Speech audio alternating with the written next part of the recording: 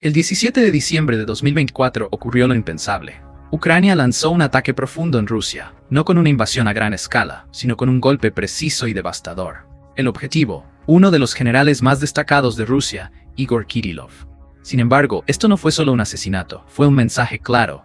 Nadie en Rusia está a salvo. El ataque demuestra hasta dónde está dispuesta a llegar Ucrania y su capacidad para alcanzar el corazón mismo del poder ruso. No solo los generales están bajo presión, es probable que el propio presidente Vladimir Putin pierda el sueño pensando si será el próximo. En este análisis desglosaremos el audaz asesinato del general Kirillov, cómo Ucrania logró llevarlo a cabo y qué implica esto para el tambaleante control de Putin sobre el poder. Entremos en materia. Kirillov fue acusado por las autoridades ucranianas de utilizar armas químicas prohibidas en Ucrania durante la guerra, un acto que constituye un crimen de guerra según la Convención de Ginebra. Supuestamente, Kirillov fue juzgado en ausencia, lo que significa que no participó en los procedimientos judiciales en los tribunales de Ucrania. Sin embargo, el Servicio de Seguridad de Ucrania, SBU, decidió ir más allá de simplemente intentar encarcelarlo. Tras la sentencia, el SBU determinó que era un objetivo militar legítimo, que requería un ataque dirigido de largo alcance. Dado que Moscú está fuertemente protegida contra ataques con drones, como lo demuestran los intentos previos de Ucrania de lanzarlos contra la capital rusa, que solo tuvieron un éxito limitado, el plan tuvo que adaptarse. Por ello, el SBU ideó otro enfoque. Un simple scooter se convirtió en el mecanismo de entrega de una pequeña carga explosiva de 300 gramos, 0,7 libras. La carga explosiva, supuestamente un dispositivo casero, tardó más de 2 meses en fabricarse, ya que todas las piezas tuvieron que enviarse directamente a Moscú y de forma separada. Esto permitió al asesino evitar que los servicios de inteligencia y seguridad rusos descubrieran el complot de asesinato. Según informes de los medios rusos, el asesino probablemente sea un hombre de Uzbekistán, quien recibió $100,000 de los servicios secretos ucranianos para llevar a cabo el ataque. Aunque la identidad exacta del perpetrador no es lo más relevante, su conexión con Ucrania sí lo es. Al ser originario de un país de la antigua Unión Soviética, específicamente de Asia Central, el asesino habría tenido mayores facilidades para entrar o residir en Rusia que un ciudadano ucraniano nativo. La capacidad de Ucrania para alcanzar objetivos tan profundamente dentro del territorio ruso evidencia la magnitud de sus capacidades de vigilancia y los graves problemas que enfrenta Rusia. El propio ataque, en términos técnicos, fue relativamente sencillo. El explosivo fue configurado como un artefacto explosivo improvisado que utilizaba un detonador eléctrico para iniciar la explosión, lo cual provocaba la detonación del cuerpo principal del dispositivo.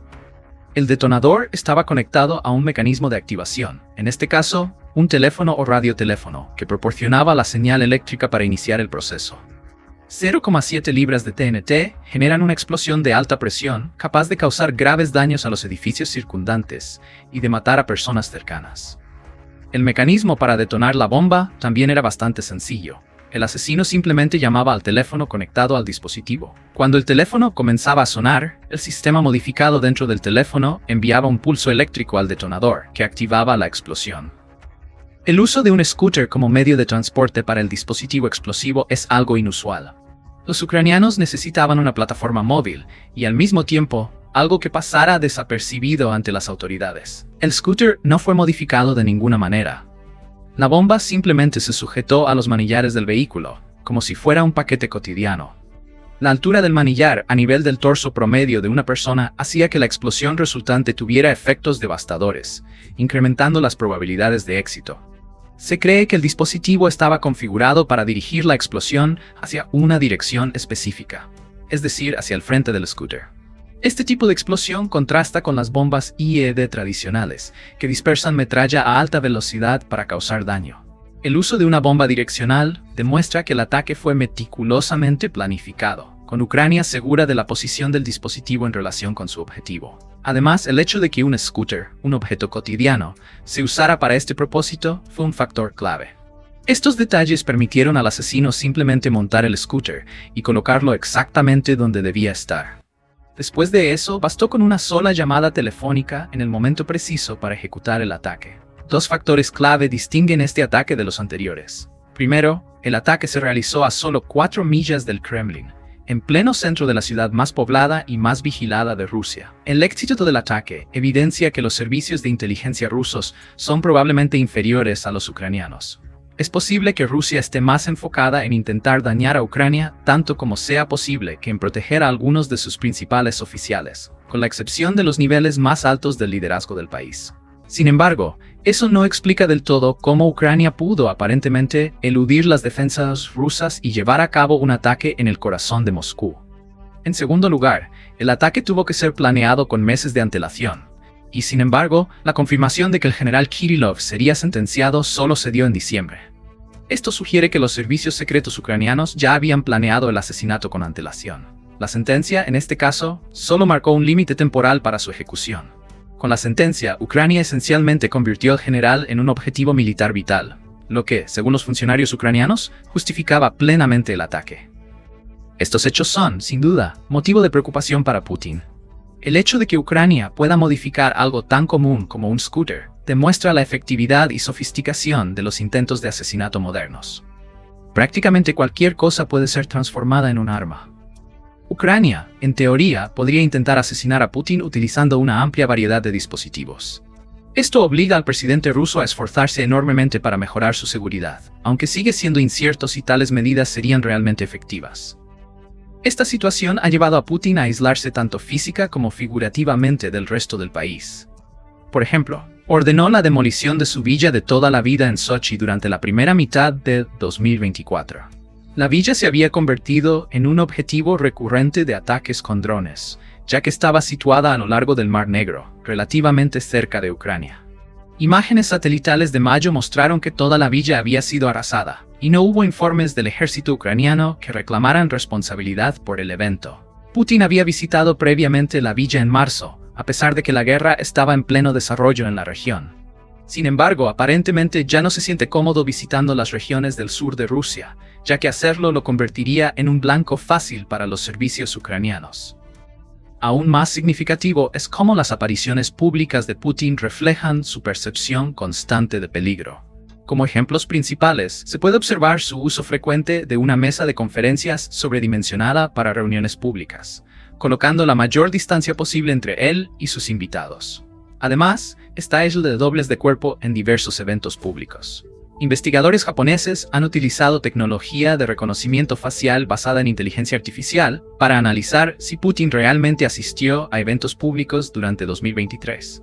Descubrieron que, en la mayoría de los casos, se utilizaban dobles de cuerpo en su lugar. El verdadero presidente ruso, probablemente, no estaba cerca de las ubicaciones conocidas públicamente. Los investigadores identificaron al menos 2 dobles de cuerpo distintos en 2023 y sugieren que el gobierno ruso está intentando reclutar tantos como sea posible, por orden de Putin. Esto sugiere que el presidente ruso tiene un miedo profundo a mostrarse ante el público. Mientras tanto, sigue promoviendo propaganda que justifica la operación militar especial en Ucrania, e incluso afirma que está avanzando a favor de Rusia. Sin embargo, a menudo no responde de manera adecuada a las claras escaladas ucranianas durante la guerra. Un caso destacado fue la invasión de Kursk en agosto. El Kremlin quedó significativamente rezagado en comparación con los medios occidentales cuando se trató de informar sobre el progreso de la invasión. De hecho, los primeros informes del Ministerio de Defensa ruso fueron prácticamente todos falsos, afirmando que el ejército ruso ya había repelido la invasión apenas días después de que comenzara. Posteriormente, la narrativa impulsada por la propaganda se centró en demonizar al ejército ucraniano por la invasión. Esto, paradójicamente, benefició la narrativa propagandística de Putin, ya que toda la guerra se había planteado bajo el pretexto de la desnazificación de Ucrania. La invasión fue presentada como prueba de que el gobierno ucraniano actual es una amenaza directa al régimen vigente en Rusia. Por supuesto, el hecho de que la invasión ucraniana de Kursk fuera un esfuerzo militar legítimo para contener a Rusia, fue convenientemente omitido por las autoridades rusas al difundir sus mensajes al pueblo. Con la guerra prolongándose durante 3 años, algunos podrían pensar que la mayoría de los rusos están en realidad en contra de Putin. Sin embargo, no se debe subestimar el alcance de la propaganda rusa. Según Maria Snegovaya, autora e investigadora del Centro de Estudios Estratégicos e Internacionales, CSIS, el apoyo público ruso a la guerra en Ucrania se ha mantenido estable entre el 60% y el 70% durante los 3 años de campaña. Esto puede atribuirse a la falta de oposición práctica en la política rusa durante la última década. No ha habido desafíos reales a la autoridad de Putin. El primer presidente ruso, Boris Yeltsin, entregó directamente el mando de la Federación Rusa a Putin. Posteriormente, Putin fue reemplazado por Dmitry Medvedev, quien en realidad era solo un sustituto, ya que la ley rusa en ese momento impedía a Putin servir mandatos consecutivos. Después de que la ley fue modificada a instancias de Putin, se ha mantenido como el presidente indiscutible durante más de una década. Incluso las elecciones más recientes, en 2024, demostraron que no hay una amenaza real a su poder desde el punto de vista político. Esto en parte puede explicarse por la mentalidad rusa. Según Brian Whitmore, investigador principal del Consejo Atlántico, la mayor amenaza para Rusia no es la política ni la oposición, sino el caos. Whitmore sugiere además que los rusos detestan el caos. Por lo tanto, cualquier amenaza externa que se perciba como caótica es combatida con el apoyo adicional del público. Naturalmente, una de las pocas formas que tiene Rusia de contrarrestar amenazas externas es mediante la guerra. Es por eso que el país ha estado involucrado en al menos 5 conflictos que podrían calificarse como guerras en los últimos 25 años. A lo largo de todo este tiempo, se puede observar que la población rusa se divide en 3 grupos principales. El primero son los halcones, quienes apoyan las guerras basándose en la creencia de que Rusia es superior a cualquier oponente o amenaza que enfrente. La mayoría de los halcones son hombres provenientes de pueblos y aldeas más pequeñas de Rusia, quienes suelen ser los más afectados por las campañas agresivas del país para extender su cultura e influencia en toda la antigua Unión Soviética. Se estima que los halcones representan aproximadamente el 30% de la población. El segundo y más grande grupo son, sin lugar a dudas, los conformistas. Personas que no tienen interés ni desean tener vínculos significativos con la política. Para ellos, el statu quo actual es aceptable, sea cual sea la política interna y exterior de Rusia en ese momento. Esto está fuertemente influenciado por la propaganda mediática de larga data, que presenta a la OTAN como una amenaza para Rusia debido a su postura agresiva y su expansión continua hacia el este. Estos conformistas han llegado a aceptar que la guerra era inevitable, de una forma u otra.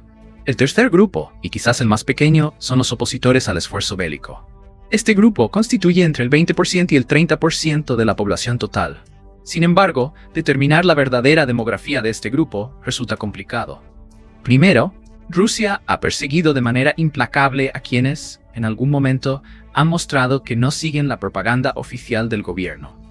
En segundo lugar, muchas de las personas que estaban en contra de la guerra fueron de las primeras en abandonar el país durante las numerosas olas de migración que comenzaron con la invasión en febrero de 2022. Para finales de ese año, aproximadamente 1 millón de personas habían dejado el país, la mayoría de las cuales es poco probable que regrese. Este grupo estaba compuesto principalmente por trabajadores de cuello blanco, acompañados por sus familias, liderados por hombres que dejaron Rusia para evitar ser reclutados o perseguidos por sus creencias proeuropeas. Como resultado, el grupo de opositores se ha reducido drásticamente en los últimos años, lo que explica el aparentemente interminable apoyo que Putin ha mantenido durante la guerra. Sin embargo, no fue la población general la que puso a Putin en el poder o lo ha mantenido allí, sino la élite. Ellos permitieron que permaneciera como presidente durante tanto tiempo. No obstante, Putin ha hecho todo lo posible por desmantelar el control que los oligarcas tenían sobre el país. Inicialmente, los ultrarricos podían apoyar directamente al Estado, especialmente durante los primeros años del siglo XXI, al privatizar empresas que anteriormente eran propiedad pública. Muchos oligarcas comenzaron a dirigir empresas que eran vitales para la economía rusa. Sin embargo, durante las 2 décadas siguientes, esta tendencia se revirtió. La administración de Putin llevó a cabo una campaña activa contra las empresas privadas que tenían influencia política. Esto lo logró a través de procedimientos judiciales, disolviendo empresas que no se alineaban con su narrativa o mediante acciones más agresivas. Rusia no es ajena a la aparición de hombres ricos muertos en sus casas, autos o residencias de vacaciones, sin una razón aparente para su fallecimiento. Los golpes adicionales a los oligarcas vinieron directamente como resultado de la guerra en Ucrania. La mayoría de los ultrarricos alcanzaron su estatus económico gracias a sus conexiones y oportunidades comerciales con Europa y Estados Unidos.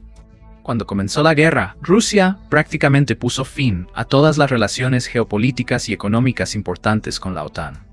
Esto significó una reducción drástica en el comercio de petróleo y gas, que anteriormente fluía de Rusia hacia Occidente. Con ello, disminuyó la influencia que los oligarcas podían ejercer en la política rusa. Esto permitió a Putin acelerar sus planes para eliminar a los oligarcas de posiciones clave en el gobierno y la política. El estado actual del régimen de Putin. Sin la necesidad de los oligarcas, la administración actual depende prácticamente de la guerra en Ucrania. Más específicamente, el régimen se sostiene a través de un gasto controlado en defensa nacional y militar. Esto se equilibra con un comercio significativo entre Rusia, China e India, especialmente en petróleo y gas. Ambos países se han convertido en los principales importadores de estos recursos después de que el mercado occidental prácticamente se agotara. Como resultado, Putin necesita más que nunca el apoyo de China. La única forma de mantener ese respaldo es aparentar que puede ganar la guerra. Si lo logra, los territorios ucranianos, ricos en recursos naturales necesarios para China y en mano de obra que Rusia desea, podrían ayudar a la economía y la demografía rusa a recuperarse a niveles anteriores a la guerra. Sin embargo, Rusia no parece estar en condiciones de lograr esto, al menos no en el futuro cercano. De manera paradójica, Rusia no alcanzó objetivos significativos durante 2023 y 2024. Solo en los últimos 2 meses de 2024, Rusia logró avances en Donbass, lo que generó preocupación tanto en Ucrania como en los medios occidentales. Putin ha intentado repetidamente utilizar el arsenal nuclear de Rusia para intimidar a la OTAN y retrasar las donaciones vitales de equipos militares a Ucrania, con resultados mixtos. Aunque algunas donaciones se retrasaron por algunos meses, Ucrania continuó recibiendo cada vez más equipos. La campaña de propaganda y asesinatos de Ucrania. Mientras tanto, Ucrania ha llevado a cabo una intensa campaña de propaganda, centrada en desacreditar diversas afirmaciones rusas sobre el progreso de la guerra y las políticas de la OTAN. Sin embargo, hay otra campaña aún más importante. Una campaña de asesinatos selectivos, lo que nos lleva de nuevo al miedo de Putin por su vida. El ataque al general Kirillov es solo el último de una serie de asesinatos llevados a cabo por Ucrania. Por ejemplo, los servicios de inteligencia ucranianos afirmaron recientemente haber asesinado al Dr. Mikhail Shatsky, responsable del desarrollo de la próxima generación de misiles de crucero rusos. En 2022, se cree que Ucrania estuvo involucrada en el asesinato de Ilya Kiva, un ferviente partidario de Putin y miembro del Parlamento ucraniano, quien abogó por la rendición del país al inicio de la guerra. El bloguero y entusiasta militar pro-Putin Maxim Fomin, más conocido como Vladlen Tatarsky, fue asesinado en 2023 mediante un busto explosivo. Estos asesinatos dejan claro que Ucrania busca desmantelar la maquinaria propagandística rusa desde su núcleo, eliminando a los principales actores que sostienen los esfuerzos bélicos del Kremlin. Considerando que el asesinato de Kirillov probablemente se planeó con meses de antelación, no es descabellado pensar que Ucrania también tiene un plan para asesinar a Putin. Con el régimen de Putin dependiendo de pilares cada vez más débiles, la administración que construyó podría colapsar en cualquier momento. Esto podría abrir la puerta a que algunos rusos descontentos se unan a Ucrania, convirtiéndose, quizás inadvertidamente, en los responsables de poner fin a la guerra. ¿Pero qué opinas? ¿Es Putin el próximo en la lista de objetivos de Ucrania? Déjanos tu opinión en los comentarios y gracias por ver el video.